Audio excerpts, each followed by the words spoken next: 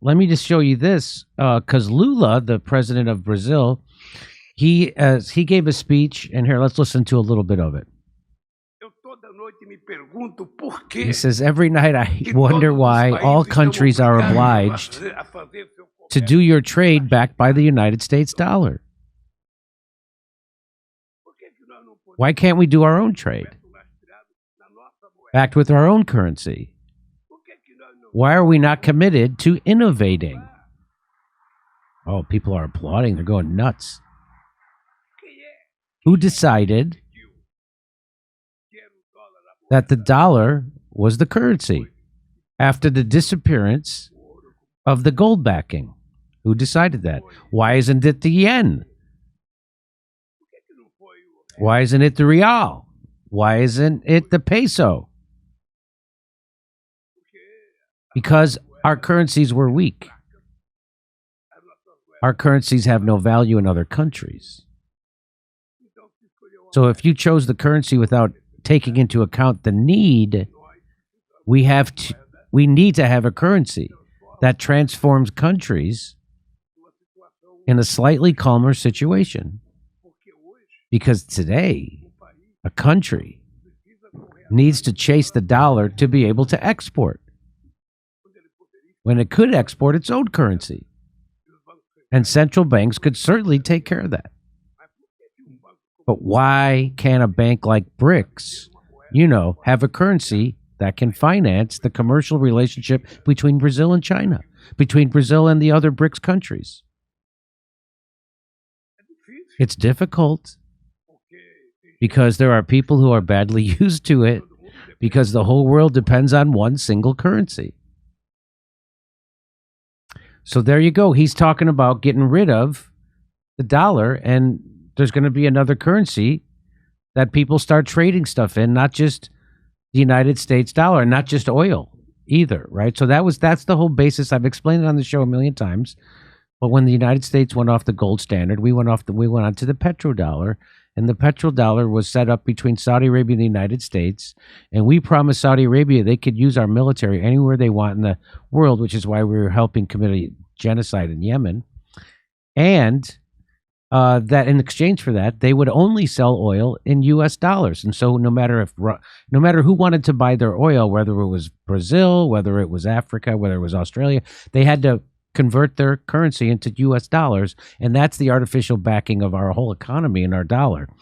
And so that's why that's going away now, because Saudi Arabia, we pissed them off sufficiently, and Russia and China, now they're selling it in other denominations besides, and now they're going to go ahead and create their own international currency. Russia Foreign Minister Lavrov said President Lula spoke at a press conference where he called for the U.S. dollar to be abandoned. This is a trend that will continue. The Americans basically are shooting their own backs by doing this because they were in charge of the global finance system, using the dominating role of the dollar. And now everyone started fleeing. The path of sanctions, we have always said, is the path to nowhere. So that's what the United States have been doing, sanctioning everybody that they don't like. Instead of negotiating with them and being a partner, they go in and go crazy with sanctions. We do it to everybody, like what we've been doing to Cuba for the last 60 years. Well, we've tried to do that to everybody else in the world, at least at one point. And so Lula unplugged. He finally went for the kill in Shanghai. Time to bypass the U.S. dollar. BRICS should have their own currency on top of allowing trade in national currencies. His message is addressed to the whole global South. There will be imperial blowback. The CIA rag in Washington already relayed the deep state verdict. Lula is not following the rules-based international order. So the deep state will come after him and his government again. Surrounded by fifth columnists, he has to be extra careful.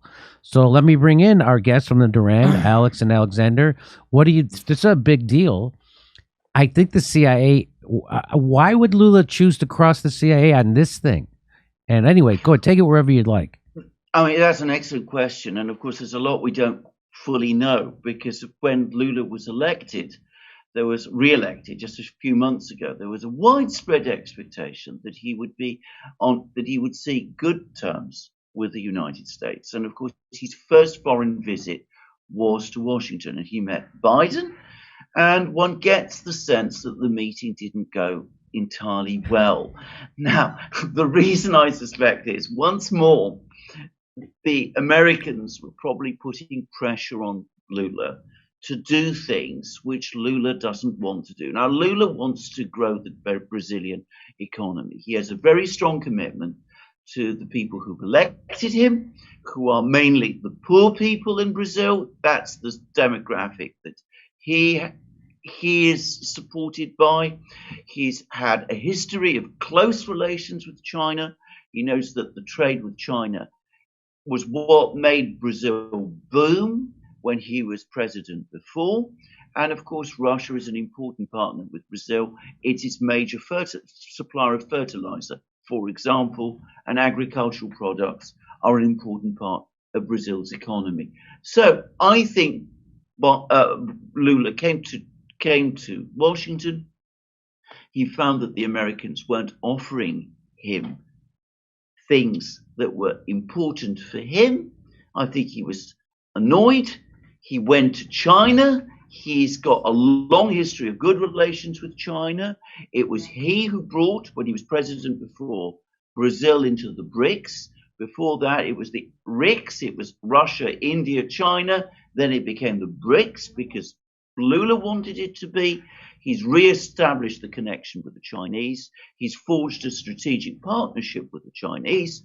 And now, horror of horrors, who has he just received in his own country? In Brazil, he's received Lavrov. Lavrov has been on a tour to Latin America. He started in Brazil. The Russians and the Brazilians have published a press statement talking about a strategic partnership between their countries. Lavrov endorses Lula's comments about de-dollarization, and which is the next country that Lavrov visited? Well, Venezuela, and then he's going to go on to Nicaragua and, of course, Cuba. And you mentioned Cuba, the country that's been sanctioned by the United States longest of all. So they're all coming together, including Saudi Arabia, by the way, which, as you absolutely rightly said, was the linchpin to the previous dollar architecture. Without Saudi Arabia agreeing that oil would be traded in dollars, we would never have had the situation with the reserve currency of the dollar to the extent that we've had up to now. So you can see everybody else is coming together because they go to Washington, they don't get help, they're not listened to, they get pushed, they get told what to do, and they don't like it. So, Alex, can you overstate the significance of what's happening right now with Lula and China and Russia?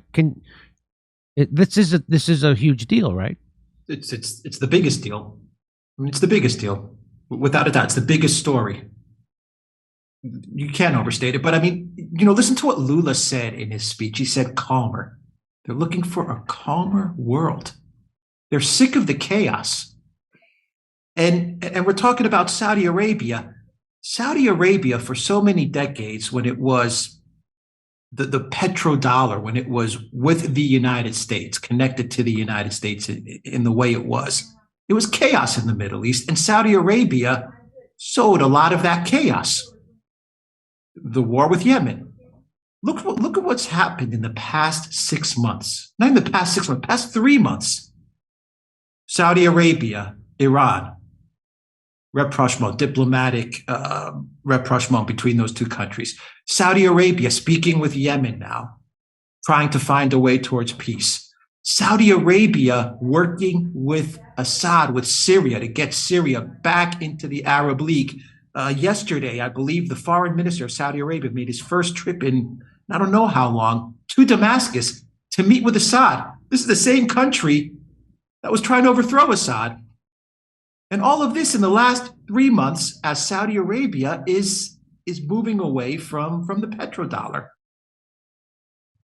It's again, I keep telling people that this is the world they warned us Trump would usher in.